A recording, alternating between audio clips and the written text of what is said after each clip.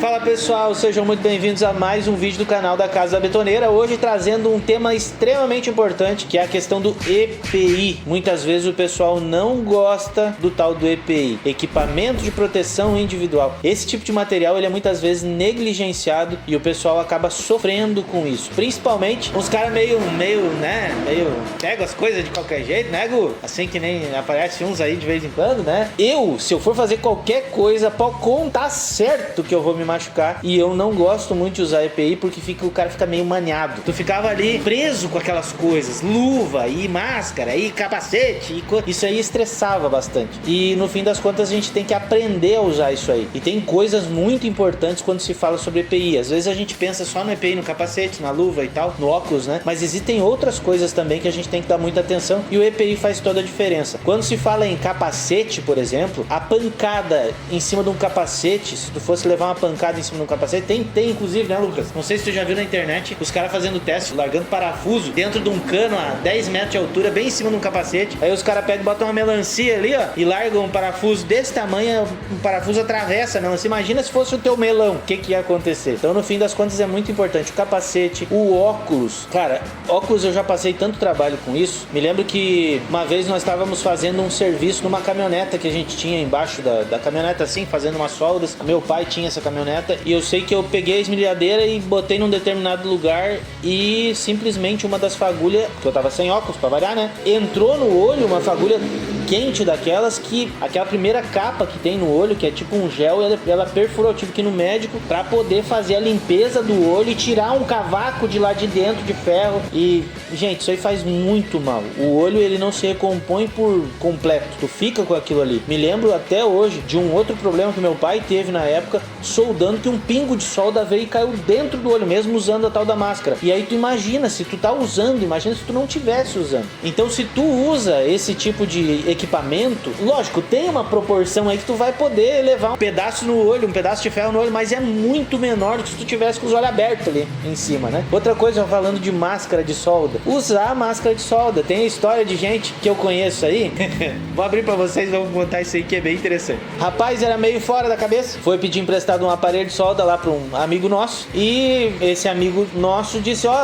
leva aqui e tal, o que tu vai fazer? Vou soldar lá um portão que eu tenho, mas é coisa pouca. Ele passou a tarde soldando o portão sem máscara e ele não fechava nem os olhos pra soldar. Ele foi levado pro hospital, ele ficou quase cego por causa disso. Quando tu tá soldando, aquilo ali é praticamente tu olhar pro sol. Aquela solda ali, aquela luminosidade que tem ali vai te queimar. Cara, se tu levar uma chamuscada nos olhos aí em 3, 4, 5 vezes, tu já meio que não dorme de noite por causa da areia nos olhos, né? Te dá tanta queima nos olhos que parece que tu tem areia dentro. Que dirá tu trabalhar uma tarde inteira com aquilo ali, com os olhos abertos, soldando. E outra coisa, aquilo é tão forte que parece que tu tomou um queimaço do sol. E aí o cara soldou sem camisa, sem nada, ele não tinha nada, ele soldou sem camisa e a cara crua assim, ele tostou. Isso aqui ele tinha ficado queimado como se ele estivesse no sol, e os olhos acabou com o homem. Foi levado pro hospital, quase ficou cego por causa daquilo. Me lembro também, gente, esses dias eu fui fazer um negócio em casa, tinha que fazer um suporte lá de ferro, fiquei aí umas 2 horas arrumando e soldando, e essa parte aqui do meu braço, que vocês podem ver que é mais branca do que essa, e ela é mais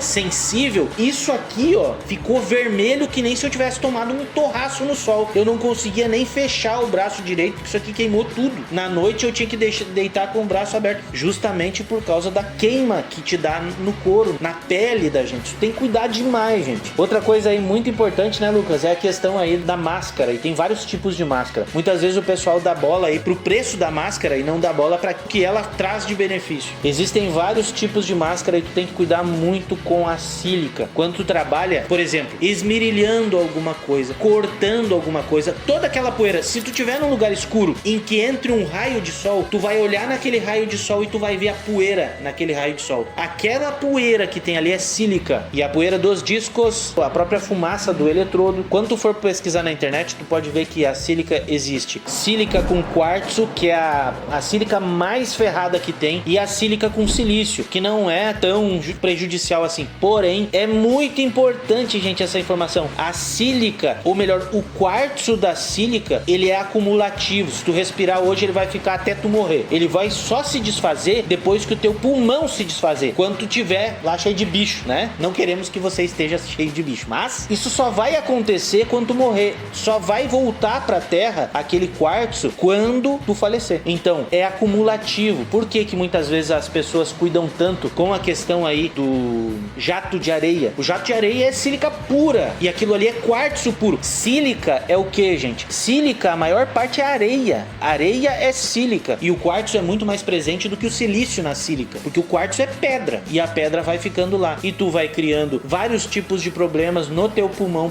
por causa disso. E isso é muito prejudicial. Tem gente na nossa região aí que se prejudicou demais com essa questão aí da sílica e do jato de areia. Não dava bola. Antigamente os mais velhos, o meu pai, meu avô, não davam muita bola pra isso. Faziam e acabou essa história. Então no fim das contas o pessoal vem sofrendo ao longo do tempo com isso, porque aquilo ali é acumulativo. É a mesma questão do carvão. Então tem que tomar muito cuidado com isso. Compre máscara, de preferência aquela máscara que tem filtro, que tu troca o filtro. Quer fazer um teste pra ver o que tu tá respirando? Principalmente a gente, que a gente tá do lado de uma via aqui, uma faixa que a gente chama aqui, né? É uma RS que tem aqui. Existem pessoas que moram do lado de BR, são trechos de faixa em que não para de passar carro nunca. O pó do pneu, ele vem pra dentro do nosso pulmão. Quer fazer um teste? Bota uma daquelas máscaras que tem filtro e respira durante 1 hora. Aqui eu tenho certeza que se nós botássemos pra respirar, aqui nós ia tirar o filtro, em vez de branco, estaria preto o filtro, por causa dessa poeira toda aí que acontece. A gente vê, não consegue ver, mas o nosso interior, ali, nosso pulmão acaba sentindo. É a mesma coisa do cigarro, né, gente? Tem que cuidar muito com isso. Quando a gente fala aí sobre luvas, todo mundo já tá cansado de saber, né? Me lembro de uma vez que eu fui fazer um serviço ali e eu coloquei, sem luva, sem nada, coloquei no esmeril, na verdade foi na policorte. Fui cortar na mão uma peça, uma lata aí,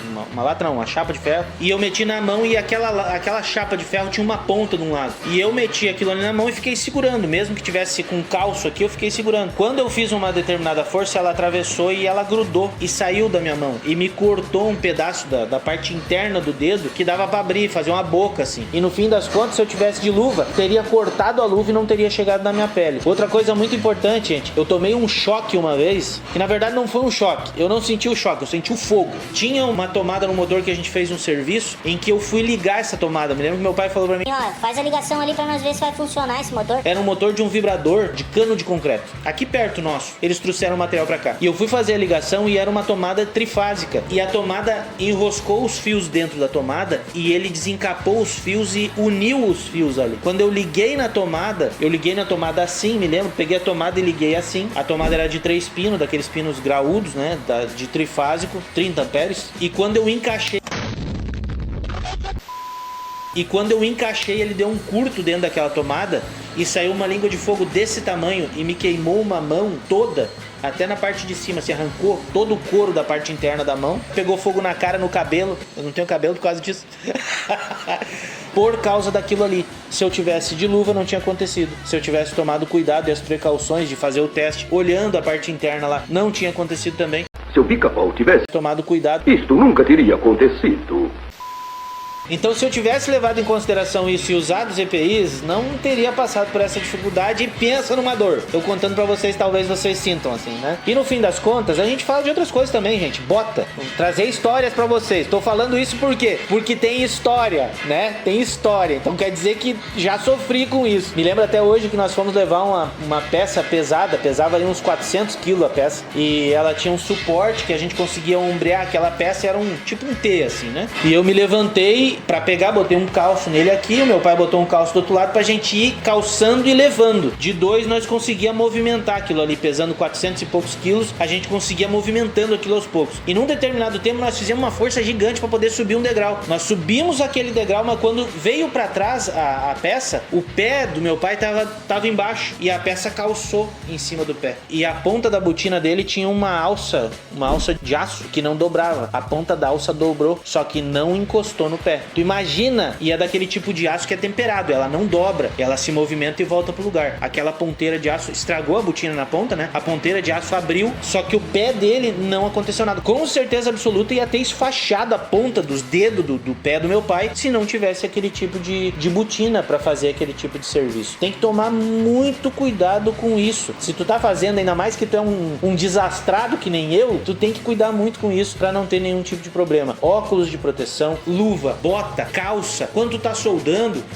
Aqui os guris são campeão, né? Eu já quantas vezes, a gente por não usar o jaleco, né? Não usar aquela capa de couro, mas eu com um pano no bolso soldando. Daqui um pouco escutavam, sentiam um calorão, ou sentiam sei lá, uma fumaça quando via, tava o bolso pegando fogo aqui, porque o cara tava soldando. Então, gente, tem que cuidar muito com isso. Leve em consideração botar a capa pra não ter nenhum tipo de problema. Eu nunca queimei nada por causa disso quando tu tá soldando, mas fora que a tua roupa se destrói, tua calça se destrói, pegar a calça certa, pegar a roupa certa ali, o implemento certo pra te usar, pra não dar nenhum tipo de problema, o óculos certo, o capacete certo, a luva correta, porque tem vários tipos de luva, então leve isso em consideração. Uma outra coisa muito importante é ter o teu local com um duto de saída de ar com o exaustor puxando isso. Se tu tá trabalhando num local onde tu só trabalha com solda, ou tu só trabalha com esse tipo de esmerilhamento, tem que ter um lugar onde esse exaustor puxe talvez para dentro de um local onde tem a água, para que essa água fique filtrando ali o material, jogue dentro da água e o material fique ali naquela água. Tem sistemas de filtragem assim, e é muito importante tu ter o teu local para te poder trabalhar. Se tu não tem e tu tem que fazer, ótimo. Vai dizer, eu tenho que fazer um dia. Mas não lutem por ter esse local para que vocês venham a ter mais tempo de vida para poder trabalhar, né, gente? Para poder usufruir dessa vida que Deus nos deu. Espero ter ajudado a cada um de vocês e a gente se vê no próximo vídeo.